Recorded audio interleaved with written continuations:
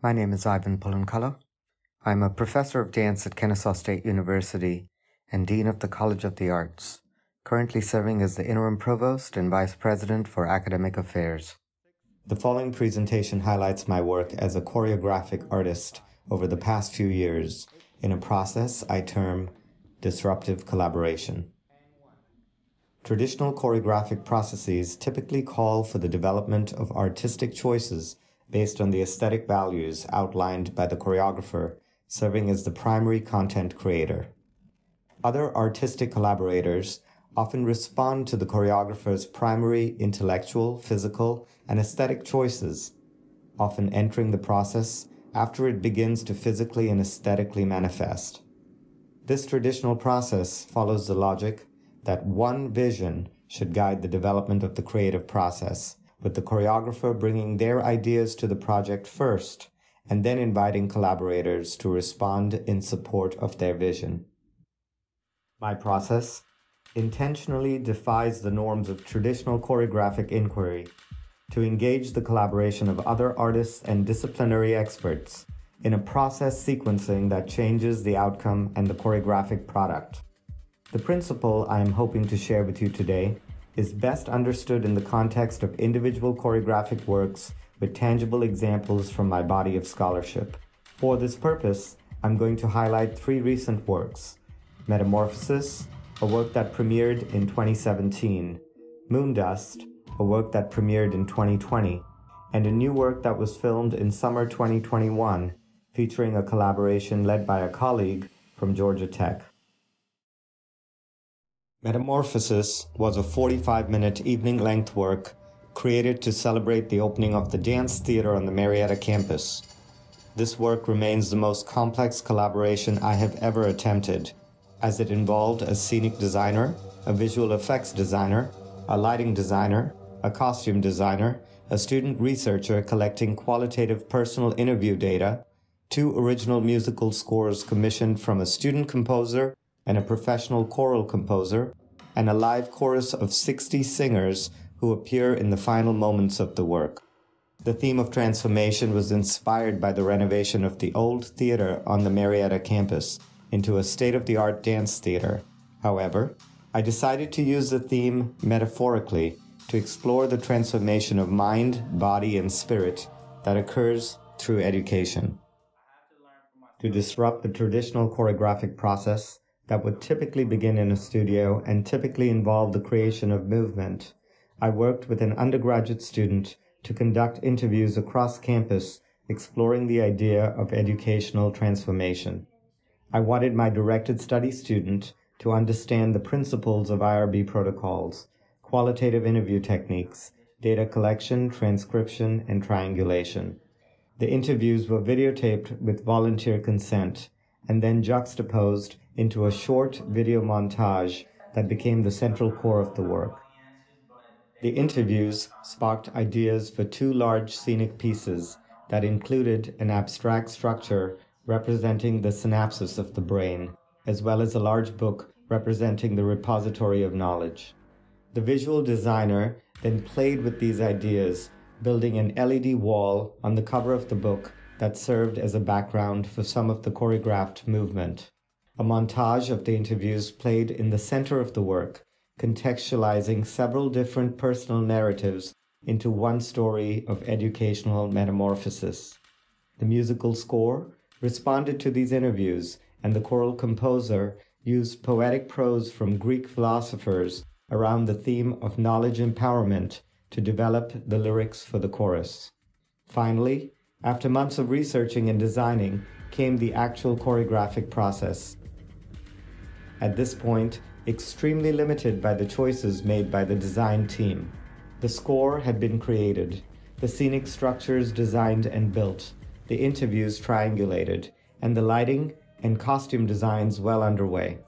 Metamorphosis finally physically developed in the studio as a culmination of this process, and its final product very much a result of the collaborative disruptions that resulted in the limitations I embraced to change the choreographic outcomes in this project. The approach to Moondust was also guided by the principle of disruptive collaboration. but engaged a very different creative process. I was now serving as the Dean of the College of the Arts and interested in a collaboration with another disciplinary college. I had been reading a lot about near-death experiences, namely through the personal narratives of individuals who had been declared clinically dead but restored to life thanks to medical science, only to return and describe an experience of what they believed to be an afterlife. I was not interested in getting into the debate between science and religion about the plausibility of near-death experiences, but rather wanted to explore the personal narratives in the context of my own experience with loss. I became fascinated with a well-known near-death experience book, Proof of Heaven, by neurosurgeon Dr. Eben Alexander, who came out of a long coma to narrate his experience of moving through different realms of what he described as the afterlife. I needed to find a collaborator who could visually transform the experience of the audience to represent the realms of the afterlife described in the near-death experience personal narratives, and the College of Computing and Software Engineering seemed to be the best candidate for the job. Working with a small research team, I spent the summer building visuals for a video that would be projected on a scrim covering the entire front of the stage. The result would be somewhat the equivalent of watching live dancers inside a movie screen. The plan was for the dancers to interact with the video and for the video to seamlessly move the choreography into a variety of visual realms. Once again, the choreographic process was limited by the computer-aided design that was developed before the choreographic process even began.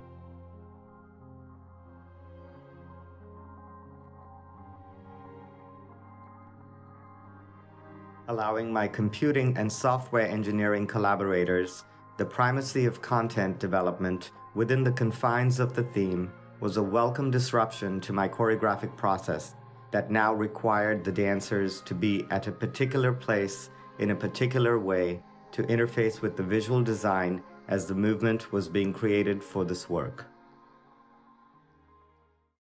I will end this research showcase by introducing you to my latest collaborative adventure with a colleague, Gil Weinberg from Georgia Tech. I was invited to join this project earlier this summer by Dr. Weinberg, who was looking for a choreographer to explore the interface of movement with 12 robotic arms developed in the School of Music at Georgia Tech. This NSF-funded pilot project was intended to be additive to the robotic techniques Dr. Weinberg had developed to create musical choices and augment the capacity of individuals through highly functional robotic prosthetics. I was immediately drawn to the project as it perfectly fit my interests in pursuing disruptive collaborations. This project was well underway when Dr. Weinberg invited me to serve as the co-artistic director. The 12 robotic arms were being created, and conversations immediately ensued about their placement on stage and their intersectionality with the dancers. For about a month and a half, I worked closely with the student robotics programmer on Dr. Weinberg's team to choreograph movement for the robotic arms. It was the first time I was choreographing non-living objects. Multiple programming techniques were used to develop the movement of the robots. A goal was to literally breathe life into the robotic arms and give them human physicality. Finally came the process of adding dancers to this project. Once again, the choreography was defined within the constructs of the collaboration. In this case, the robotic arms had been placed in particular ways across the stage and their movements pre-programmed. The dancers went through a socialization process with the robots, and the choreography was generated in response to the robotic movement. The result was once again determined by giving the other collaborator sequential primacy in content creation. There is no secret formula to choreographing, and collaborations are not new to the process of choreographic inquiry. However, my interests defy the traditional norms of asking collaborators to respond to the impulses of a choreographer serving as the primary artist. Disruptive collaborations engage the capacities of the collaborators in ways that confine the development of movement ideas, resulting in a choreographic product that is developmentally and presentationally unique.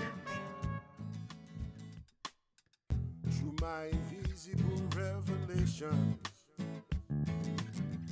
we will be taught again to overcome.